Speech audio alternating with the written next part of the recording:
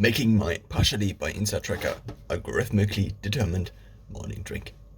Now, I already have 7 scoops of bulk powder, greens powder in there, and this is for replacing greens. So Insight Tracker recommends, based on my latest blood draw, that I should have 3.5 servings of greens, not greens, but vegetables in a given day.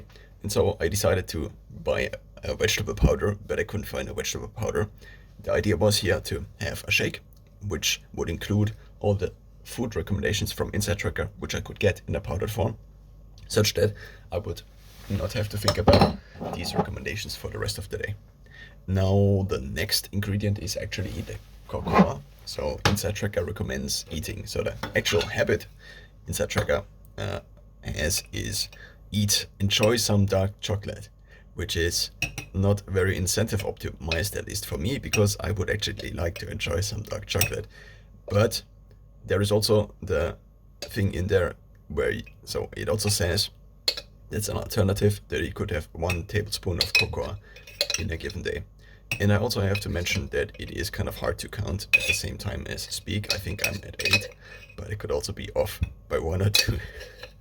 So much for the preciseness. Now, what also the problem there is that it's fairly full, mostly because I heaped the scoops a little bit too much, or the tablespoons, which means maybe I need to make a second glass. Usually I don't, because I'm kind of, especially the greens powder costs quite a bit with 60 cents per tablespoon.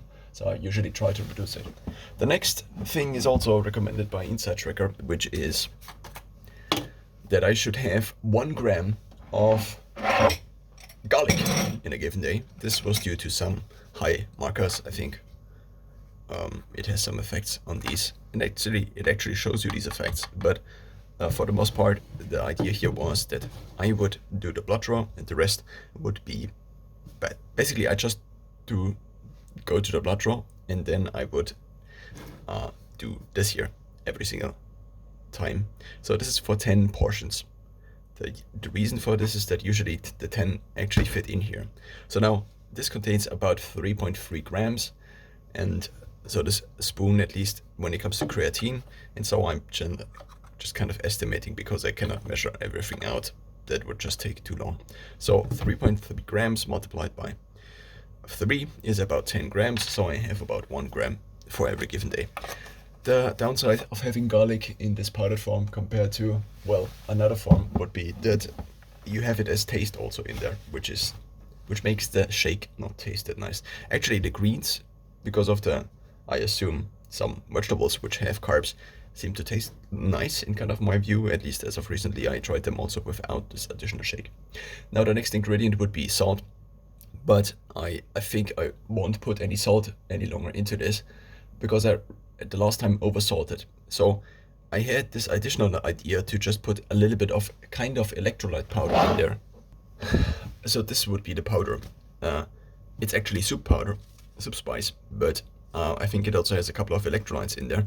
And so I have also been using this for fasting and so on and so forth. But I am not sure about this right now. Also, I usually would put in egg powder. The problem is just that the egg powder already ran out. So maybe I will have to put in this when it arrives in a couple of days. So the next ingredient that also would be recommended by Insight Tracker would be flaxseed. So Insight Tracker says I should have 4 tablespoons of flaxseed in a given day. But the problem is that the flaxseed also contain not lots of, but they contain a little bit of carbs as well as fat. And so I try to be on the low carb end of my diet. And so I have been trying again to reduce my carb intake. Actually, recently, as of yesterday, found out that one not Insight Tracker, but one MyFitnessPal entry had an ingredient that was quite off. So it actually was like 10 times the amount, which led to me having 100 grams or 150 grams of carbs too much. And I couldn't quite figure out where all the carbs came from until, well, yesterday. So in terms of the flaxseed now, what I'm doing is I just bought this flaxseed powder, and now I'm putting in the recommendations on here in order to basically save money, because the flaxseed alone are also not that cheap. Also, I do eat So also I do have the vegan protein powder as part of my diet, and this already contains flaxseed, as you might see somewhere here. Let's search for the flaxseed. And so I already have kind of flaxseed in my diet, which means that maybe I don't have to supplement it that much, which means I can maybe err on the lower side of this year. I also recently doubted that this for the whole year would be something that's useful, because I only have one blood draw in a year scheduled, kind of, because it also is quite expensive, and so maybe I would reduce this to kind of the basic minimum, which would be maybe the greens powder, which would be still kind of useful for replacing otherwise necessary vegetable intake. But I don't know as of now. So I'm just putting the shake together as I recently did. Now, the problem with adding salt, so recently I think I added to this 1 full tablespoon of salt. So this is about 700 milliliter in terms of the volume. And 1 full tablespoon of salt, or maybe it was too much. And so when I added this, I actually had the salt taste, and you cannot really get rid of salt once you have it. So instead of using the salt, I will now just have this here in here. And this might add basically a couple of other things. So this is not an Inside Tracker recommendation. It is much more basically a recommendation by me, such that I already have. I mean, to a certain extent, one could also say this is kind of a vegetable powder. I mean, these are soup spices, and what are they made of? It's basically vegetables plus a little bit of salt. So maybe this would also serve as kind of an actual vegetable powder, whereas the greens powder is just a greens powder. Also, the greens powder is quite expensive. Now, this per 500 gram costs me, I think this is 500 grams. At least on Amazon on the listing it says 500 grams. So this costs me 8 euros, whereas the greens powder for 500 grams costs 30 euros. So if I would have this, then I would actually have, let's see the ingredients. Where are the ingredients? They aren't in there. So we have Hefe, which I don't know the English name of, carrots, then salt, sea salt, then we have onions, then we have curcuma, then we have petersil, I don't know the English name of all of these. Then we have a couple of other things. So basically you have spices as well as kind of pepper, paprika, and that's mostly it. So one could see this kind of as a vegetable powder replacement, and it also tastes nice. And I also do get it, it's significantly cheaper compared to the bulk. So if, I don't know, basically 1 tablespoon of bulk powder costs me 60 cents. And that's just kind of very much. And also the bulk powder is the cheapest one. If you switch to Huel daily greens instead, then it would cost you 150 a day for 1 tablespoon. And the Huel daily greens are, I think, 10 grams, whereas the bulk greens are 9 grams in total, the recommended dose. And then if you had athletic greens, then you would pay 2 euros and 50 cents in a given day. So now I kind of have all the ingredients. I might take a screenshot, maybe also for my MyFitnessPal database. Now, what is missing here is the things I usually would add myself now. Oh, I also missed something else, which is psyllium husk powder. So this is in order to basically have more fiber in my diet. And so I think currently if I would just have my shake, which is this here plus egg powder. So the portion is 2 to 1, 1 egg powder and then 2 plant protein powder from bulk. Now for this here, so if I would have just this other one, then I would get, I think, around 20 grams of fiber in a given day. So this is psyllium husk, which is mostly fiber. So you can see that it's like 80 grams of fiber or something like this, which is ridiculously high. Let's just see, where does it say the 80 grams? Here. And the rest is not that important. So it recommends half a spoon, half of these spoons. This is again the spoon from bulk. And so I put in five spoons because of half for every single day. That's, I think, 3, 4, and that's 5. Which means I also already have a little bit of fiber in the morning, in addition to the fiber I get from the bulk vegetable, or not vegetable, but plant protein.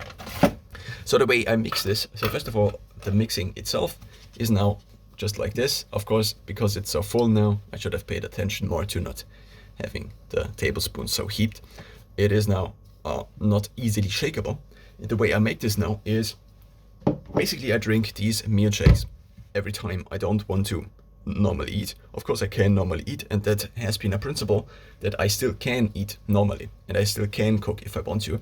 But if I don't want to, or if I don't or if I'm very constrained on time, then I can have something like this, and it also serves basically as a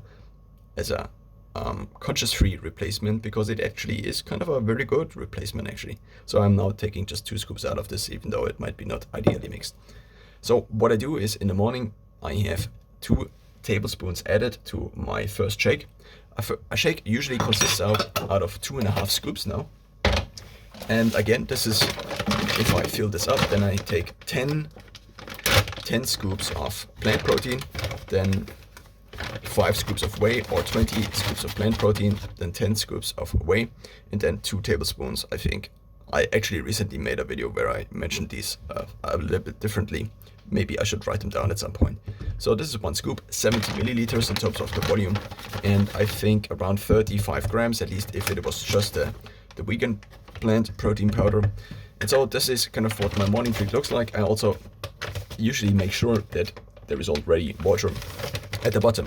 What this allows me to do is potentially also switch out basically the other ingredient. If I would make kind of this giant shake, in which I would also have these additional supplements in there, then I would miss the flexibility of maybe switching the protein powder out for beef protein powder or for whey protein powder instead of just the plant protein powder.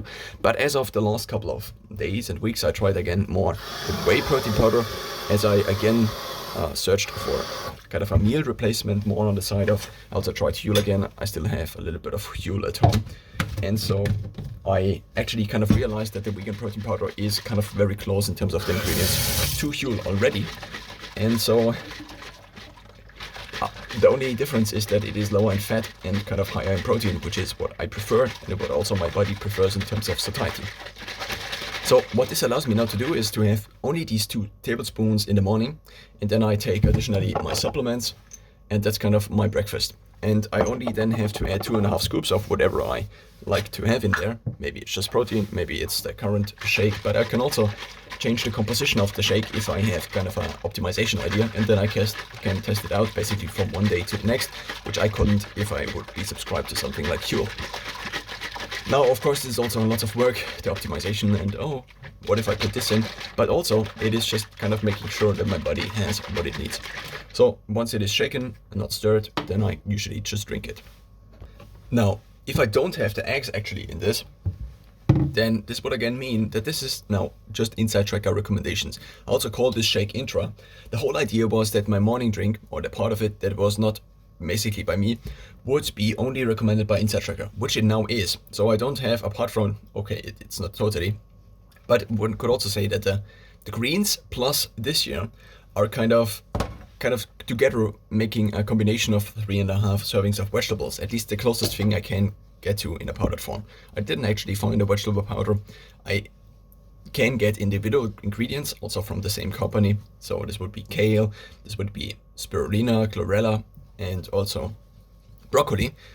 These are, I think the vegetable powders that sell, but then I would have to mix them individually. And so if I rely on one composite powder like the greens powder, this was the main idea, then I would not have to also now make sure that all the ingredients are in stock, and I then have to mix it in some portion, and then this portion again goes into something else, and then this again goes into something else, and eventually the result is that you have to have all these recipes and they have to match the next input and so on and so forth. And so if I already get a full composite powder with the greens powder, this was the idea. And now if I add this, then both together are maybe kind of a vegetable insurance for the day. I still eat normally fresh vegetables in addition. I also have frozen vegetables added to basically my meat if I eat meat. And so that's kind of the idea.